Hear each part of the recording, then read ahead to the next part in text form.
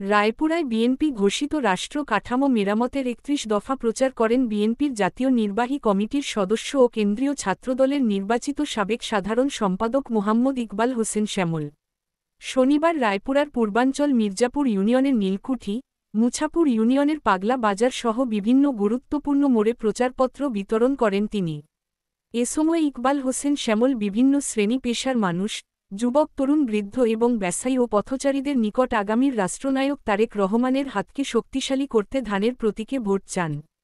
পাশাপাশি রাষ্ট্র কাঠামো মেরামতে ৩১ দফার গুরুত্ব তুলে ধরেন।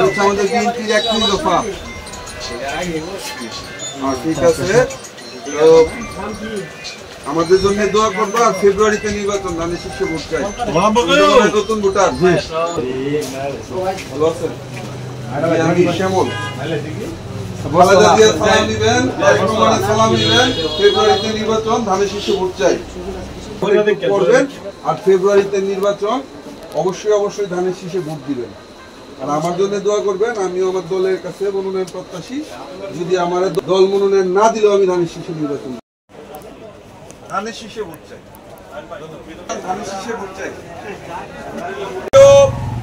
নীলকুঠি বাজারের ব্যবসায়ী, মুছাপুর এবং মির্জাপুর ইউনিয়নবাসী, প্রথমে আমার দল বাংলাদেশ জাতীয়তাবাদী দল বিএনপি, আমার নেত্রী দেশনেত্রী বেগম খালেদা জিয়া, আমার নেতা জনাব দেশনায়ক তারেক রহমানের পক্ষ থেকে আন্তরিক শুভেচ্ছা এবং মুবারকবাদ গ্রহণ করবেন। প্রিয় উপস্থিতি, আপনারা জানেন আগামী ফেব্রুয়ারি মাসে দেশে একটি নির্বাচন অনুষ্ঠিত হবে। সেই নির্বাচনে বাংলাদেশ জাতীয়তাবাদী দল ধানের শীষ প্রতীকে নির্বাচন করবে। আগামী ফেব্রুয়ারিতে যে নির্বাচন, সেই নির্বাচনে আপনারা ধানের শীষ প্রতীককে ভোট দিয়ে বিজয়ী করবেন। এদেশের জনগণের সরকার প্রতিষ্ঠা করবেন এবং গণতন্ত্রের যে অগ্রযাত্রা সেটিকে ত্বরান্বিত করবেন।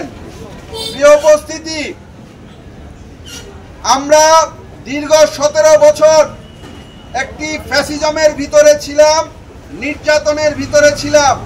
সেই ফ্যাসিজম এবং নির্যাতন সহ্য করেই আমরা ২০২৩ সালের ১৩ই জুলাই আমাদের নেতা দেশনায়ক জনাব তারেক রহমান বাংলাদেশের সকল গণতন্ত্রকামী রাজনৈতিক দল এবং মানুষের সাথে কথা বলে এই ৩১ দফা রচনা করেন এবং আগামী দিনে সেই ৩১ দফার আলোকে একটি সমৃদ্ধ বাংলাদেশ আমরা নির্মাণ করব।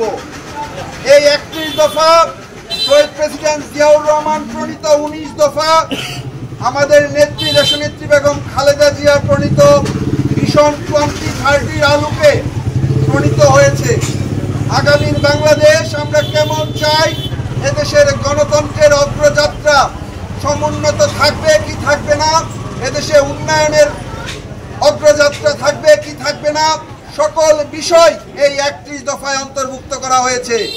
৩১ দফায় প্রথম দফাতেই রাষ্ট্রের সকল প্রতিষ্ঠান, যেটি দীর্ঘ ১৭ বছর আওয়ামী ফ্যাসিজম, এই আওয়ামী প্রেতাত্মারা খুনি হাসিনা ঘসিটি বেগম ধ্বংস করেছেন পরিকল্পিতভাবে, রাষ্ট্রের সে সকল প্রতিষ্ঠানের নিরপেক্ষতা এবং সেই সকল প্রতিষ্ঠানের কার্যকারিতা প্রতিষ্ঠার লক্ষ্যে ৩১ দফার প্রথম দফাতেই বলা হয়েছে রাষ্ট্রীয় কাঠামোগুলোর সংস্কার করা হবে।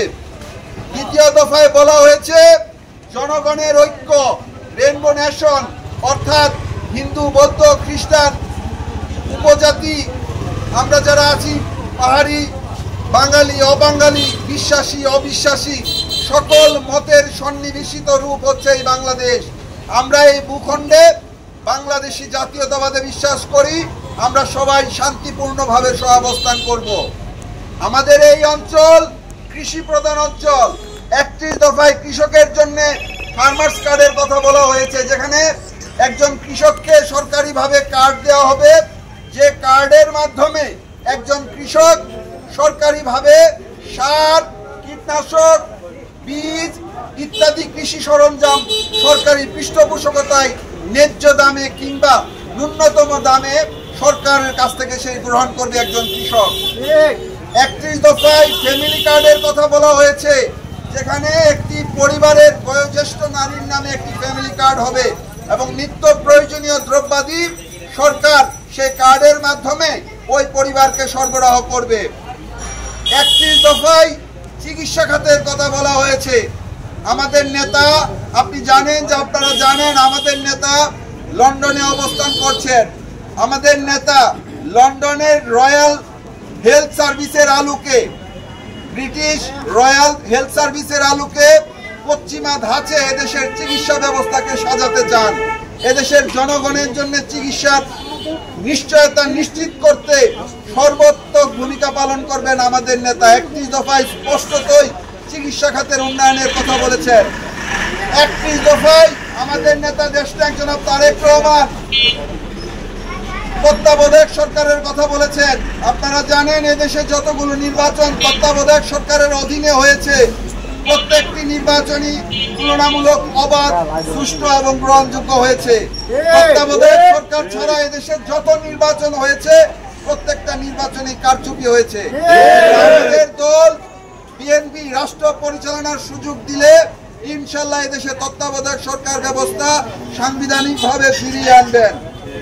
আমাদের সরকার আমাদের দেশ উন্নয়নের লক্ষ্যে এদেশের, আপনারা জানেন যে এদেশের ব্যাংক থেকে হাজার হাজার কোটি টাকা লুট করা হয়েছে, শেয়ার বাজার থেকে লাখ লাখ কোটি টাকা লুট করা হয়েছে।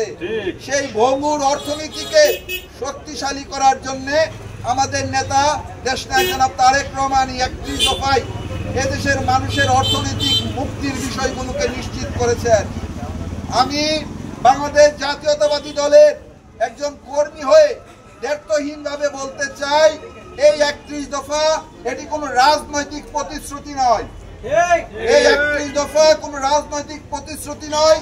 ইনশাআল্লাহ আপনাদের সমর্থনে, আপনাদের ভোটে আগামী ফেব্রুয়ারি মাসে যদি বিএনপি রাষ্ট্র পরিচালনার সুযোগ পায়, এই 31 দফাকে বাস্তবায়ন করা হবে। প্রিয় রায়পুরাবাসী, আপনারা জানেন যে আগামী ফেব্রুয়ারিতে নির্বাচন। সেই নির্বাচনে আমি ইকবাল হোসেন শ্যামল, আমি আপনাদের সন্তান, আমি আমার দল বাংলাদেশ জাতীয়তাবাদী দলের কাছে মনোনয়ন প্রত্যাশা করি। কিন্তু আমার দল আমাকে মনোনয়ন দেখ বা না দেখ, আমাদের সকলের পরিচয় আমরা ধানের শীষের কর্মী, আমাদের পরিচয় আমরা বেগম খালেদা জিয়ার কর্মী, আমাদের সকলের পরিচয় আমরা দেশনায়ক জনাব তারেক রহমানের কর্মী। অতএব আগামী দিনে যেই নির্বাচনে আসুক, যাকেই মনোনয়ন দেওয়া হয়, ইনশাআল্লাহ আমরা রায়পুরাবাসী ঐক্যবদ্ধভাবে ধানের শীষকে বিজয়ী করব। ধানের শীষের বিকল্প কেবলমাত্র ধানের শীষ। এই ধানের শীষ মৌলানা ভাসানীর প্রতীক, মৌলানা ভাসানীর মার্কা। এই ধানের শীষ, এই ধানের শীষ শহীদ প্রেসিডেন্ট জিয়াউর রহমানের মার্কা। এই ধানের শীষ বেগম খালেদা জিয়ার মার্কা। এই ধানের শীষ দেশনায়ক জনাব তারেক রহমানের মার্কা। এই ধানের শীষ এদেশের জনগণের মার্কা। ইনশাআল্লাহ আগামী ফেব্রুয়ারিতে ধানের শীষের বিজয়ের মাধ্যমে এদেশে একটি জবাবদিহিতামূলক সরকার গঠন করা হবে।